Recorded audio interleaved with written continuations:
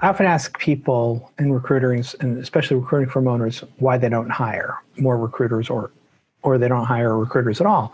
And they typically tell me, well, I like the lifestyle, I like the freedom. And what they don't realize, and ask yourself, well, if you're a solo and you've never hired, and no judgment, I'm not saying you should, but if the reason is freedom, the reason is you value your freedom. I've been both a solo and I've run a firm with 20-something recruiters. The least free I ever was a solo operator because I have to call in on my vacations. I have to check all the time. I have to manage my deal flow. And when I'm away, nothing happens, right? If I'm truly on vacation, I'm not doing new business development. I'm not sourcing.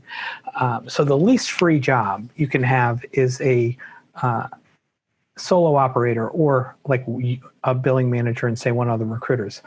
And so when I ask people, why don't they hire? It's, and it's not your fault, honestly, because I think all of us were taught really crappy ways to hire recruiters. We were taught, imagine this, we were taught to hire somebody, teach them a brand new profession, teach them how to do business development, all the things associated, and you know what they are, with taking a job order, then qualifying it, managing a process, sourcing the candidates, how to find them, how to persuade, how to sell, how to influence, all the vernacular of the niche we put them in, especially if they didn't come from that niche, all the technical things they've got to learn. We try to do that all in a couple of weeks. And we wonder why 7 out of 8, 9 out of 10, depending on which metric you follow, fail. That was me too. So I was absolutely horrible at it for about 8 years. So people tell me, well, Mike, it just takes too long to train them and most of them are going to fail. That 8-9 to 1 failure ratio, which traditionally I can't argue with. I experienced it myself. And so why bother? And I'm going to be away from my desk. I'm going to spend hours every day training and onboarding for somebody that's probably going to quit. If you can relate to all of that, keep watching because it doesn't have to be true. Like I said, I failed miserably at it.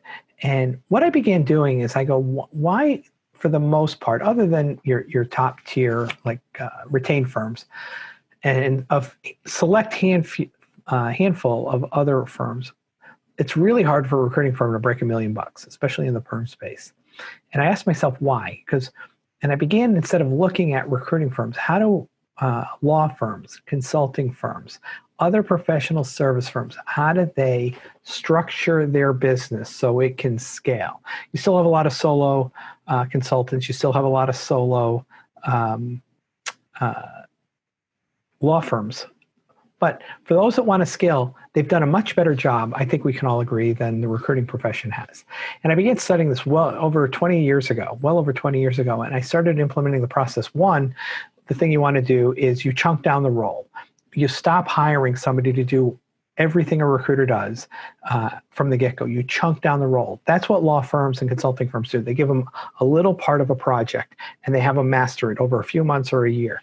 And for me, and the most logical point I'd recommend for you, it's if you're on a recruiting firm, is hire them to work your desk, source your openings, teach them how to recruit on your material, and then turn over the candidate to you. And then you, with them, as part of the mentoring process, you walk them, their candidate, through the process. Or business development. Generally I recommend the sourcing one first, but after I had 3 or 4 people sourcing on my openings, I hired somebody to generate warm leads for me, doing traditional cold call marketing. They would set up appointments with me for people with hiring managers that had openings, and I would qualify them in or out. A lot of cachet with that too, by the way, because nobody does this. So when I would get on the phone with somebody, they were kind of like wondering, who's this Mike Gianta guy, and why does he have somebody setting appointments for him?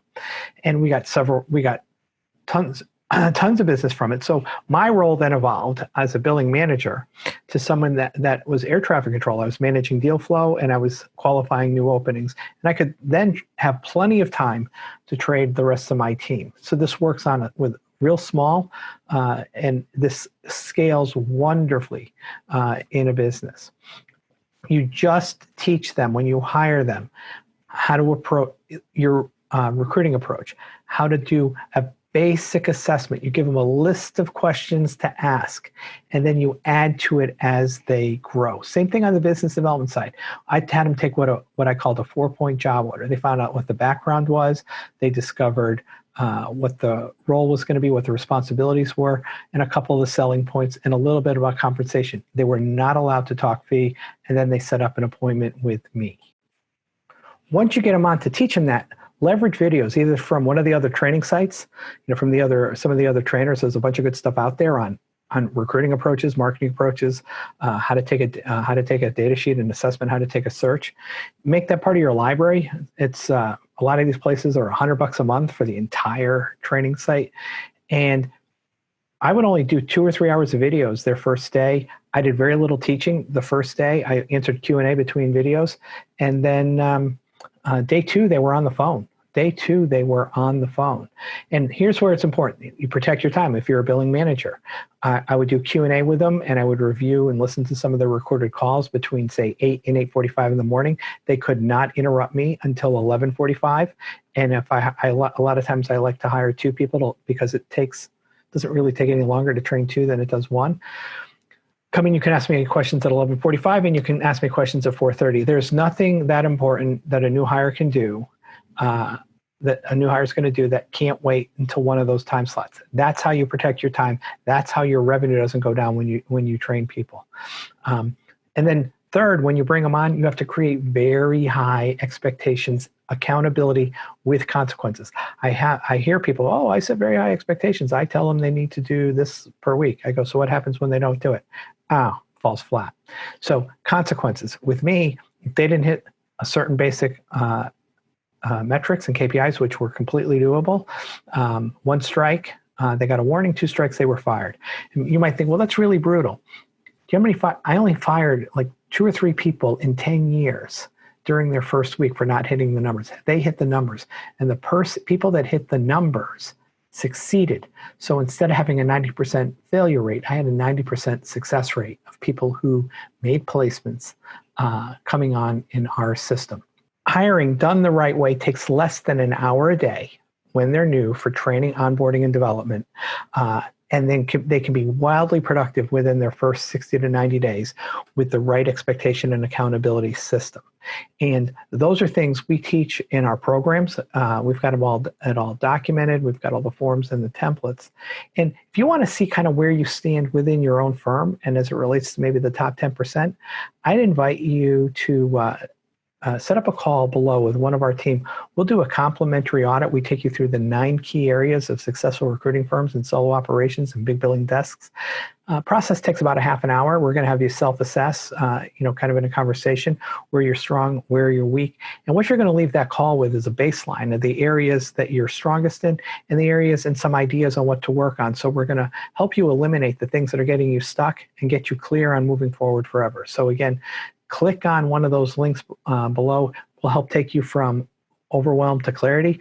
In that assessment, you'll learn the things necessary to go from roller coaster revenue to predictable income, and from being an annoying vendor to a trusted advisor. And most important, that a big part of this is how to scale, how to create more freedom, how to create more revenue without working longer or harder. Thanks so much for listening. Again, set up an appointment with us below, and we'll take you through that process. Bye now.